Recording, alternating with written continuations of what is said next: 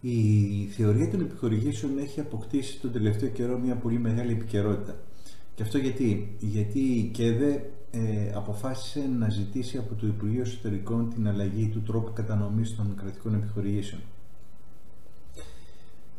Έτσι λοιπόν είναι πάρα πολύ σημαντικό για μας να μπορέσουμε να συνδέσουμε την θεωρία με την πράξη, και προς αυτή την κατεύθυνση η καλύτερη περίπτωση είναι ο πρόεδρος της Επιτροπής Οικονομικών Υποθέσεων της Κεντρικής Ένωσης Δήμων Ελλάδας, ο κύριος Αλέξης Καστρινός, δήμαρχος Ποινιού Ηλίας, ο οποίος είναι και ο καθήλυνα αρμόδιος για τέτοια ζητήματα. Όλοι καταλαβαίνουμε το πόσο δύσκολο είναι το ωράριο των δημάρχων αυτή την εποχή, γι' αυτό θα ήθελα να τον ευχαριστήσω εκ των προτέρων, και νομίζω ότι είναι πάρα πολύ σημαντική η συμβολή τους στην προσπάθεια αυτή γεφύρωσης του χάσματος μεταξύ θεωρίας και πράξης. Καλημέρα κύριε Πρόεδρε. Οι φοιτητές του Μεταπτυχιακού Τμήματος Τοπικής Ανάπτυξης και Τοπικής Αυτοδιοίκησης μελετάνε αυτή την εποχή τις κρατικές επιχορηγήσεις, τη θεωρία των επιχορηγήσεων. Ποιος είναι ο πιο αρμόδιος στην Ελλάδα από εσάς? Ευχαριστούμε καταρχήν για το χρόνο σας, ξέρω πόσο περιορισμένος είναι. Θα ήθελα καταρχήν να σας ρωτήσω κύριε Πρόεδρε, γιατί θέλει η ΚΕΔΕ να αλλάξει τον τρόπο κατανομής των επιχορηγήσεων? Να σας ευχαριστήσω για τα καλά σου λόγια. Έτσι. Υπάρχουν και άλλοι αρμόδιοι πολύ πιο καλύτεροι από μένα για να μπορούν να τοποθετηθούν. Εγώ θα πω ότι η ΚΕΔΕ, εκτιμώντας το ελάχιστο δυνατό της κόστος, έχει δει ότι πρέπει να διαφοροποιήσει κάποια πράγματα. Και πρέπει να τα διαφοροποιήσει όσον αφορά τόσο με τη μεταφορά κάποιων υπαλλήλων, οι οποίοι είτε από την κινητικότητα θα προβλεφθούν στον ετήσιο προϋπολογισμό, είτε από κάποιες οριζόντιες δράσεις άλλες, οι οποίες δεν είναι συνειδητά σωστή η κατεύθυνση, να το πω έτσι, του Υπουργείου Εσωτερικών, έτσι ώστε να μπορεί να μας λύσει κάποια προβλήματα. Θα υπάρχουν κάποιοι δημοτικοί αστυνόμοι οι οποίοι πρέπει να προβλεφθούν στις πληρωμές, υπάρχουν κάποιες καθαρίστρες, υπάρχουν κάποιο άλλο προσωπικό το οποίο πληρωνόταν μέχρι πρόσφατα από τις νομαρχίες και από άλλες υπηρεσίες. Και τα οποία τώρα πρέπει να έρθουν να τα πληρώσουμε εμείς. Γι' αυτό υπάρχει μια τάξη της ανόδου 2,29 ως προς τους ΚΑΠ. Ποιες είναι κατά τη γνώμη σας κύριε Πρόεδρε οι αλλαγές που πρέπει να γίνουν στους ΚΑΠ? Παραδείγματος χάρη, ποια κριτήρια κατανομής θα πρέπει να ενταχθούν μέσα στο σύστημα κατανομής των ΚΑΠ? Μέχρι στιγμή στους σημερινούς ΚΑΠ βασικό κριτήριο είναι το ελάχιστο κόστος λειτουργίας των Δήμων. Θα είναι στην επόμενη κατανομή των ΚΑΠ το ελάχιστο κόστος λειτουργίας ένα βασικό κριτήριο κατανομής?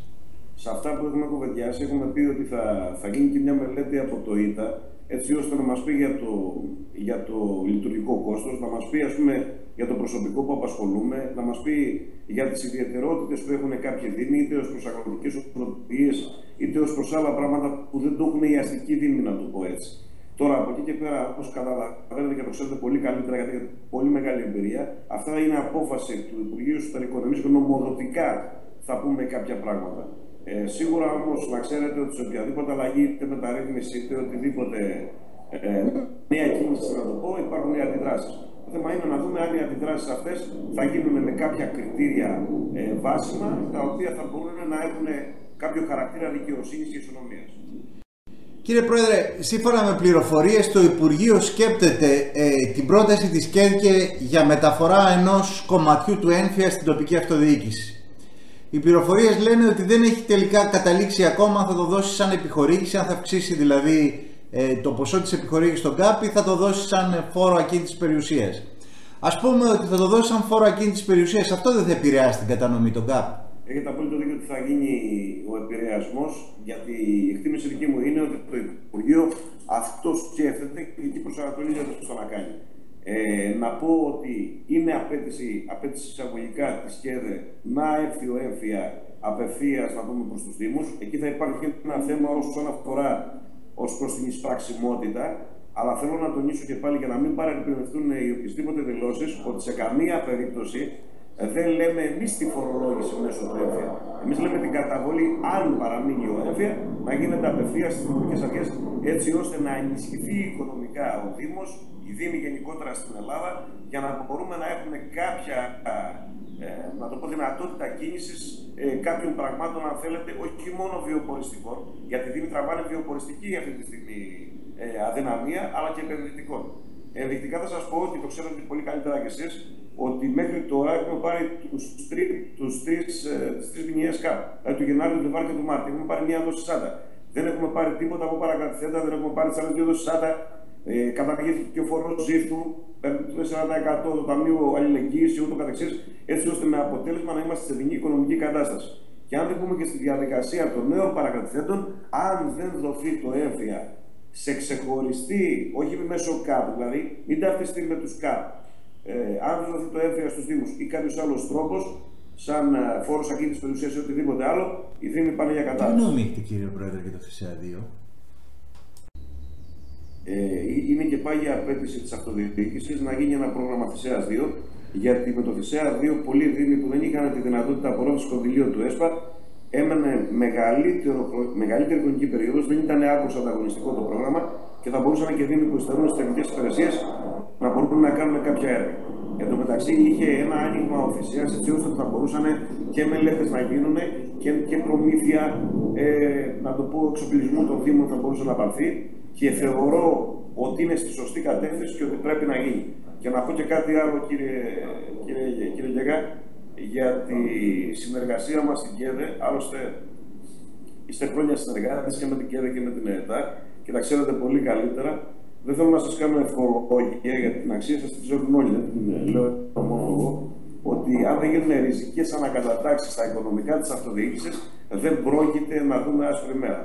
Όταν ένα κομμάτι, φανταστείτε να το πω έτσι εντελώς λαϊκά, έχουμε ένα δαψάκι γλυκό. Όταν προσπαθούμε και μειώνεται και θέλουμε να το δώσουμε σε περισσότερα στόματα, αυτό δεν μπορεί να αποτελέσει είδος φαγητού αναψυχής, να το πω έτσι. Γιατί το γλυκό αναψυχής φαγητό είναι.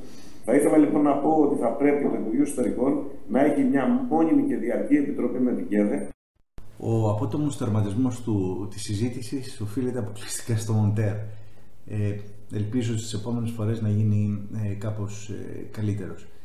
Πιστεύω όμως ότι αυτή η συζήτηση με τον Πρόεδρο της Οικονομικής Επιτροπής μας έδωσε πάρα πολλές δυνατότητες να κάνουμε μια πολύ σοβαρή κουβέντα και γι' αυτό νομίζω ότι είναι πάρα πολύ ενδιαφέρουσα και οφείλουμε πολλές ευχαριστίες στον κύριο Πρόεδρο και για τον χρόνο που μας έδωσε, αλλά κυρίως για τις ιδέες που κατέθεσε για να μπορέσουμε εμείς να κάνουμε πιο παραγωγικό το μάθημά μας.